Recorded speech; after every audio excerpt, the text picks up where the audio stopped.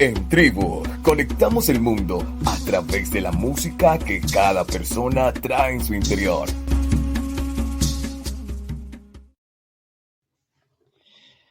Estoy hecho de retazos, pedacitos coloridos de cada vida, que va pasando por la mía y que voy cosiendo en mi alma. No siempre son bonitos ni felices, pero me agregan y me hacen ser quien soy. Con este fragmento del poema Estoy hecho de retazos de Cora Ciralina, poetisa brasileña, damos inicio a un nuevo capítulo de Tribu. Hoy nos acompaña Olga Lucía Ramos, quien nos compartirá una historia hecha de retazos. Y es que Olga ha tejido su historia a partir de la diversidad, de las buenas preguntas, de la curiosidad, de la observación y del pensamiento crítico. Olga es apasionada por trabajar con comunidades a partir de intervenciones que logran una transformación sostenible. Y yo soy Luis Fernando Díaz y esto es Tribu. Hola Olga, bienvenida a Tribu. ¿De dónde nos estás saludando hoy? Yo les estoy saludando desde la ciudad de Medellín, una ciudad maravillosa, una ciudad encantadora, pero también que al mismo tiempo guarda como un suspenso, muchas veces como un susto, pero ahí no la vamos jugando. Es una ciudad de contrastes. Olga, ¿por qué una historia hecha de retazos? Bueno, un mundo hecho de retazos habla de mí, habla de lo que ha sido mi historia, porque toda mi historia está hecha de todos los retazos, de los pedacitos de las personas y situaciones que han pasado por mi vida, ¿cierto? Entonces, todo empieza desde antes de que yo llegara a esta ciudad, Medellín. Mi mamá llegó desplazada y por allá en el 68, llegó huyendo del Valle del Cauca. Ella llega a la ciudad de Medellín con dos niñas, seguramente pensando que esta era la tierra prometida donde iba a sacar adelante a, a estas dos pequeñas niñas, una de 2 y otra de 4 años. Eh, mi madre, mi madre no conocía Medellín. Ella se dio cuenta que existía una ciudad muy próspera justamente en la terminal. Entonces, ahí empezó parte de esta historia. También en el 68 llega mi papá, pero no llega en las condiciones en que llegó mamá. Mi papá llega todo lo contrario, él no llegó huyendo, él no llegó desplazado, no, a él lo fueron a buscar unos señores que eran de la textilera Coltejer. En ese tiempo era una empresa bollante, grande, y resulta que ahí la mayoría de los empleados administrativos eran gringos. Y a los gringos no les gustaba el fútbol, y eso era lo único que se jugaba aquí en la ciudad de Medellín. Entonces se dieron cuenta que en el Caribe a las personas jugaban béisbol. Entonces se fueron a buscar hombres que jugaran bien el béisbol a Cartagena, a Barranquilla. Y mi papá era un pelotero muy bueno y vivía en Monpós, una isla muy linda. Y mi papá llega también en el 68 acá como un gran jugador en una empresa bollante. Resulta que mi papá y mi mamá se conocen, se enamoran y yo llego ahí. Ahí es cuando yo salgo a escena. ¿Qué pasa? Mi mamá, una vallecaucana con una historia de vida muy fuerte, y mi papá un hombre costeño, con esa alegría costeña, con esa candidez, genuino, chévere, y mi mamá con un alma que venía golpeada, asustada y con mucha disciplina. Pues resulta que hacen una relación muy bonita, un hogar, pero con el tiempo se tornó muy compleja. Mi hogar empezó a tener muchas diferencias y se convirtió en un hogar bastante disfuncional y por el que pasamos muchísimas dificultades económicas. Vivíamos en una casa muy grande, muy bonita, y mi mamá, en vista como de que había una crisis económica tan grande, convierte la casa en un inquilinato. Ese inquilinato fue todo un universo del que yo aprendí a observar, a entender, a conocer, a intuir, a respetar, a vivir en la diferencia. Por ese inquilinato pasaron muchas familias, muchas personas. Tuvimos la oportunidad de vivir con chocuanos, con pastusos, con personas que venían de Boyacá.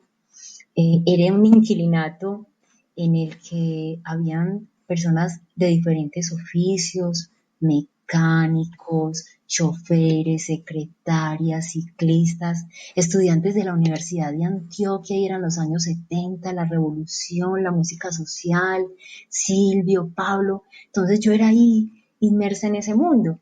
Entonces, bueno, por eso digo que soy el resultado de muchos pedacitos de vida de personas que han pasado y yo les he ido cosiendo. Cada pedacito, cada situación la he ido cosiendo. No siempre han sido bonitos ni felices, pero, pero ahí los he agregado a mi colcha de retazos y eso me ha hecho ser la persona que hoy soy. Una mujer que ama la vida.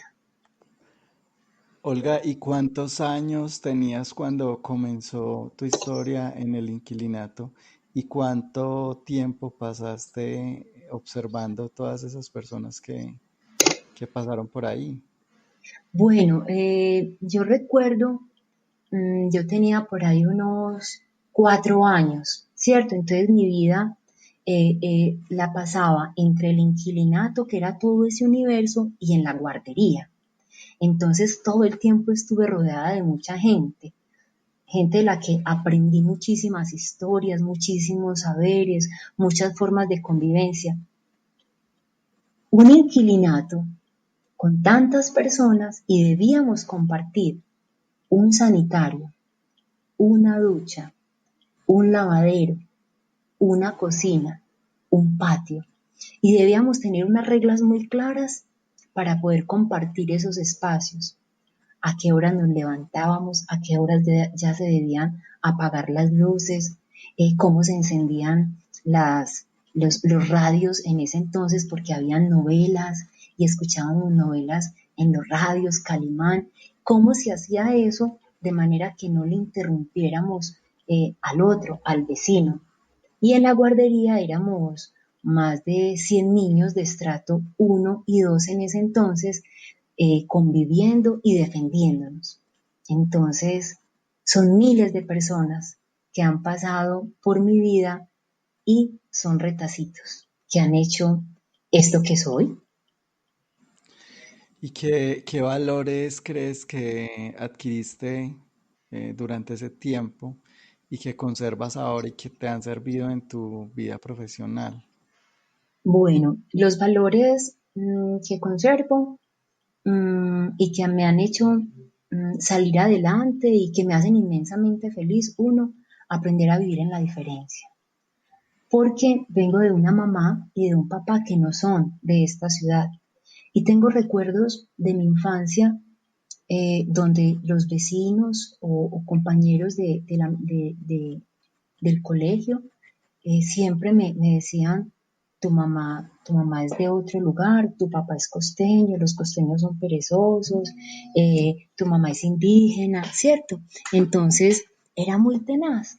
Eso al principio me dolía, pero luego aprendí que no era doloroso, aprendí a estar muy orgullosa de lo que eran mis padres, aprendí también la disciplina, aprendí a trabajar en equipo, aprendí a no juzgar, y, y a observar todo, a leer en todo, a leer en todo. Eso fue lo más maravilloso que generó en mí.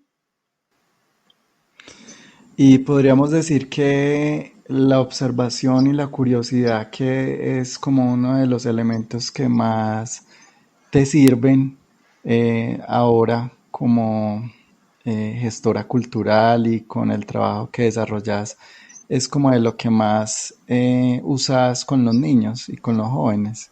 Sí, desde muy niña me ha gustado eh, preguntar, curiosear, jugar. Entonces, cuando uno tiene la posibilidad de compartir con personas diversas, de vivir situaciones, unas fuertes, otras muy alegres, otras no tanto, eso genera una capacidad de lectura del entorno, de empezar a hilar tu historia y a identificar quién eres y qué quieres hacer. Entonces, todas esas experiencias han hecho que me encante trabajar, uno, con la gente, dos, con el deporte, soy licenciada en educación física, eh, me encanta el teatro, me encantan las artes escénicas, me gusta mucho el trabajo comunitario, entonces he podido hacer de la curiosidad y de trabajar con el otro y a partir de la diferencia seguir conociendo, aprendiendo, disfrutando. La curiosidad es lo que eh, nos hace genuinos, nos fortalece mucho el pensamiento crítico. ¿Y cómo llegó el pensamiento crítico a tu vida y cómo consideras que lo podemos empezar a fomentar y a que haga parte de los niños desde las familias?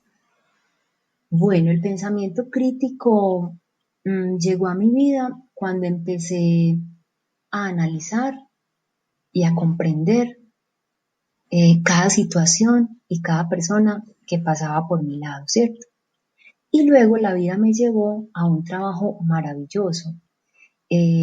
Yo hace por ahí 7 años recorro diferentes municipios del departamento de Antioquia, visitando docentes y estudiantes del grado preescolar al grado 11, motivando en ellos la investigación escolar. Entonces es como si a uno el universo lo colocara en el lugar donde debe estar, con las personas que debe estar. Entonces trabajamos con los docentes y con los estudiantes a partir de las lecturas que hacen de su entorno. Entonces, en el departamento de Antioquia tenemos municipios tan maravillosos que puedes coger un carro, puedes coger un colectivo, puedes irte en tu moto, en tu automóvil y llegas directamente a una vereda. Como también tenemos otros municipios que el ingreso es muy difícil, que no hay cómo llegar, que hay que ir, hay muchas veces en avioneta, caminar, montar en burro, ¿cierto? Entonces, eso me hace una mujer muy feliz porque he podido llegar a muchísimos municipios, pero he encontrado unos niños, unos jóvenes, unos docentes apasionados, apasionados por su entorno, apasionados por lo que hacen. Y he descubierto algo, Luis, que entre más dificultades haya, mientras más agrestes sean las condiciones de vida, eh, el pensamiento crítico y la capacidad de observación es mucho más fuerte, porque eso se convierte en una herramienta donde las niñas, los niños y los jóvenes ven la oportunidad para transformar sus territorios. Eso me ha parecido maravilloso. He llegado a municipios donde los docentes y los estudiantes no tienen agua, donde el sanitario lo vacían pero con hojas, con ceniza, lugares donde han pasado situaciones de guerra, situaciones de muchísimo dolor y son jóvenes que se resisten ante ese dolor y han creado nuevas formas para investigar su entorno, para ser innovadores. Es maravilloso lo que uno encuentra en estos municipios.